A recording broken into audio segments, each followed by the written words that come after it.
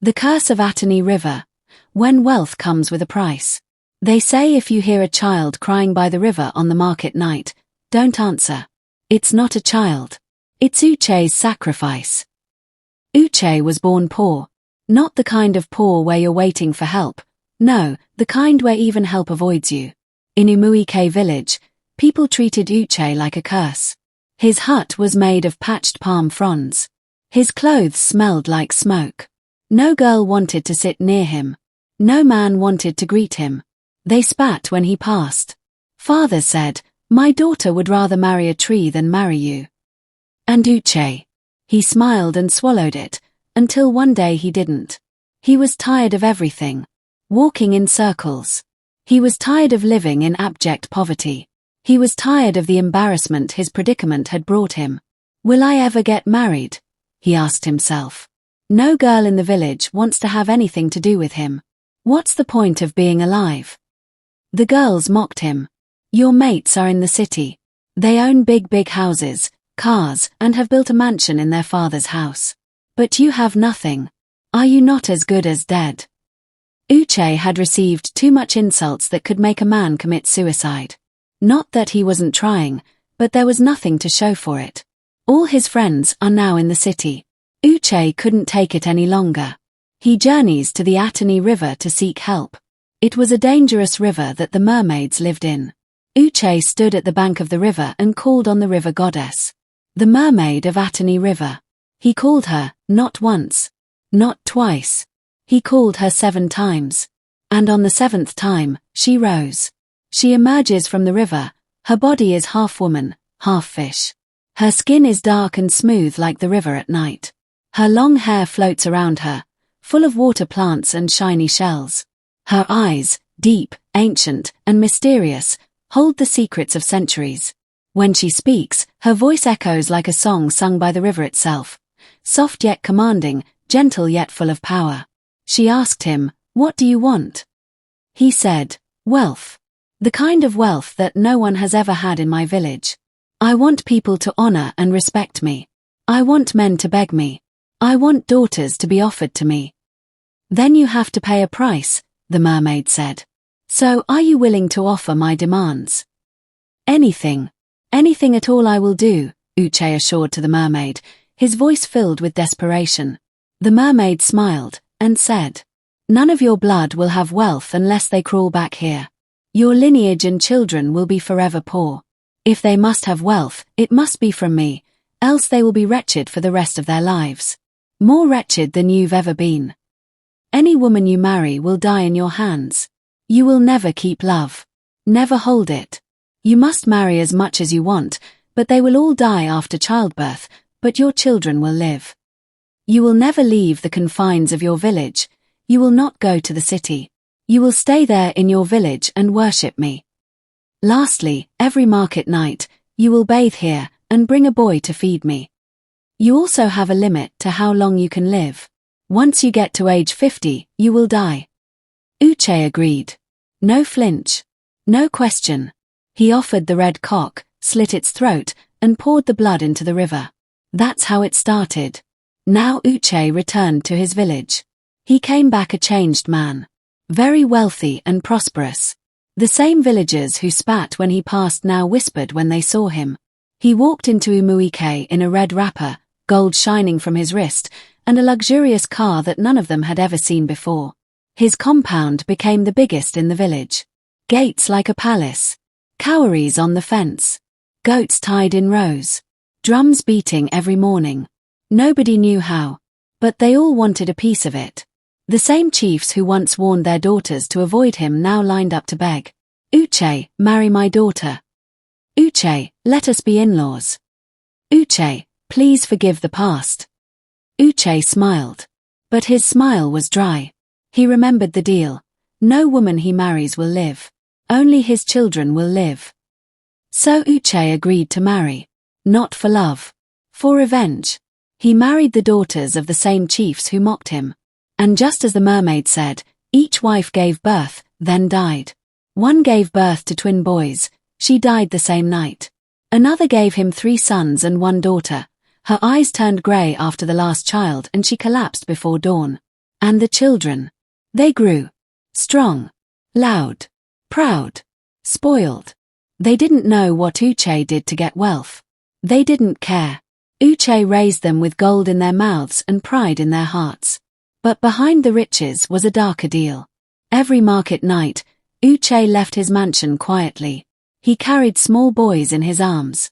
Some were orphans, some were sons of men he hated. He offered them to the river.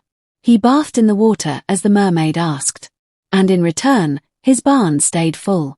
His cows gave birth. His enemies died slowly. But Uche's wealth was not free. He gave every man in the village 2 bags of yam one dry season. They sang his name. They danced, hailed him, and called him Lion of Umuike village. But little did they know that in exchange for the gifts he gave the villagers, he collected their souls and the future of their children. Only 2 old men, who were suspicious of Uche's sudden wealth. They didn't eat the yams. They buried them. They knew that Uche was buying souls. They warned their daughters to stay away from Uche and his evil generosity. They suspected something fishy. At age 50, just as the mermaid promised, Uche died. No sickness. No warning. He just stopped breathing one night. His body was found soaked, though his room was dry. He left his wealth to his 5 boys and 1 girl. The children thought they had everything, but gradually money slipped through their fingers. They felt the village wasn't for them, and left for the city. The wealth gradually disappeared.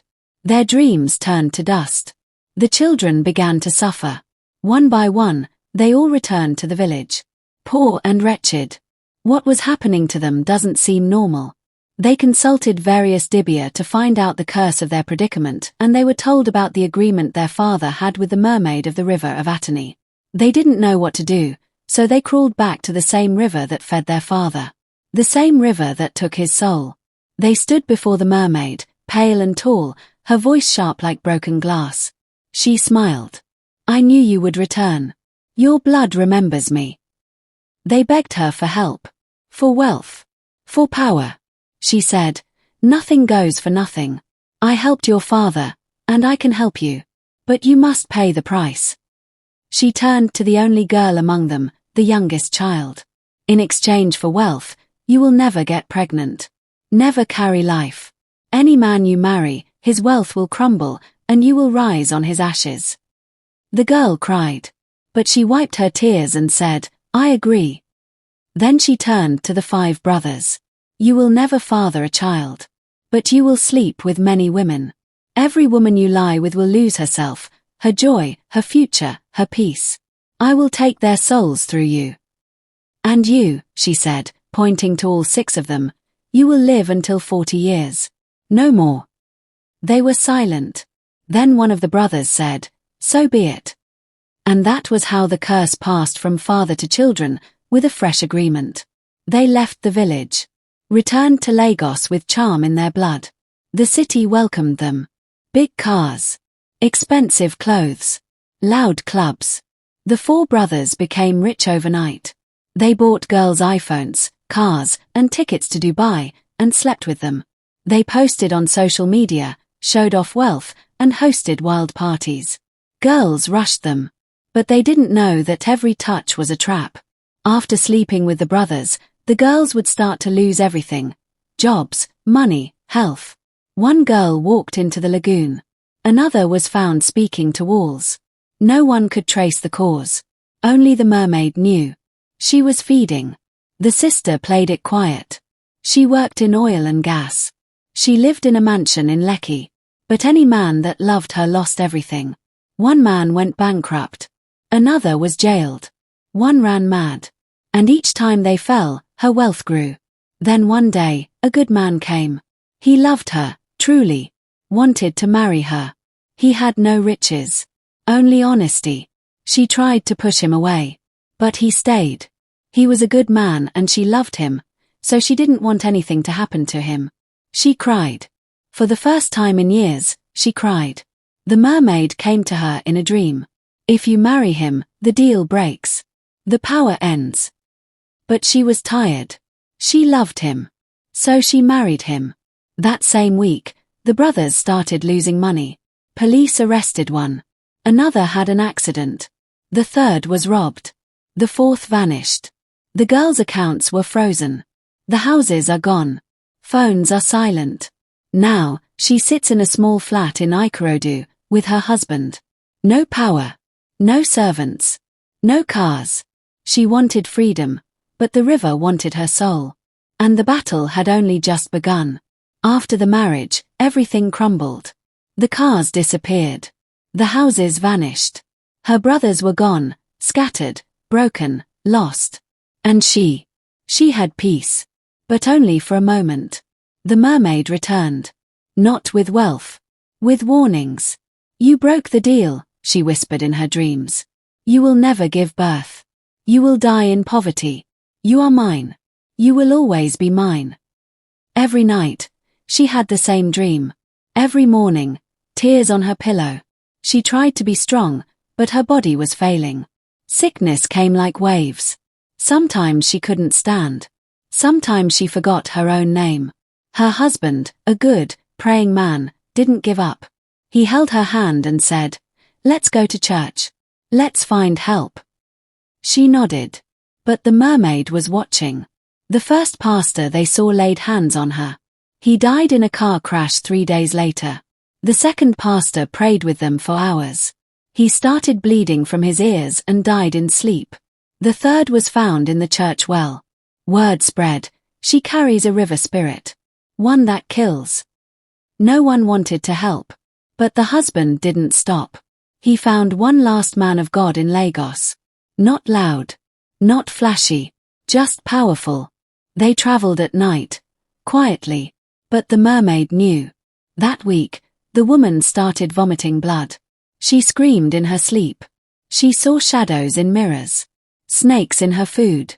Flames under her feet. The mermaid appeared again. "You want to leave me?" she hissed. "Then I'll take your life before he breaks the chain." The woman almost died that night. Her body shook. Her eyes rolled back. Her breath stopped. But the husband prayed. He placed his hands on her chest and cried, "God, take her if you must. But don't let her die in the river's hands." They reached the last church. It was deep in a quiet part of Lagos, with no signboard. The pastor was waiting. Before they spoke, he said, "I saw her in my dream. She came to fight. But she will lose." That night, they started praying. Heavy prayers. Loud cries. Fire in tongues. And the mermaid came. Not as a woman. As a beast of water and bones. She filled the room with stench and fear. She screamed, "She belongs to me." But the pastor didn't stop. He poured oil. He sang. He called fire. The lights blinked. The ground shook. And then, silence. The mermaid vanished in smoke and foam. The woman collapsed. When she woke up, she was different. She felt free. For the first time, her sleep was deep. Quiet. No dreams. No voices. That same month, the doctor said she was pregnant. She cried for hours. Not because of the child. But because she was finally free. The river took, but God restored. She was meant to die in darkness, but love led her to light. After the battle with the mermaid, peace came. Not fake peace. Real peace. No more nightmares. No more blood. No more voices in her dreams. For the first time in her life, she felt free. She held her husband close and told him, "You saved me. You are a God sent." But he smiled and said, "No. God did. I just brought you closer." That night, they both cried and prayed. The woman gave her life to Christ. No more river. No more fear. She started going to church, standing up during worship, lifting her hands, singing with joy. The girl who once walked with death was now dancing in the house of God. And then, she got pregnant. Not just one child. Twins. A boy and a girl. When they were born, everyone came to see them. But the moment she carried the boy, he paused. There was a small mark on the boy's neck. The same exact mark Uche, her late father, used to have. The whole room went silent. Was it a sign? A warning? Or a reincarnation? No one knew. But the couple didn't panic. They held the twins tight and went straight to church. The children were dedicated to God. No mermaid. No deal. No river. Just pure oil, pure faith, and pure peace. From that day, her home was filled with joy. And she always told young women and men one thing. Don't rush marriage. Don't marry just because of riches. If I didn't marry the right man, I would have died a cursed death. You could be a blessing or curse to your spouse. But look at me now. God alone sees the future. He showed me mercy and gave me the right person. I found life again.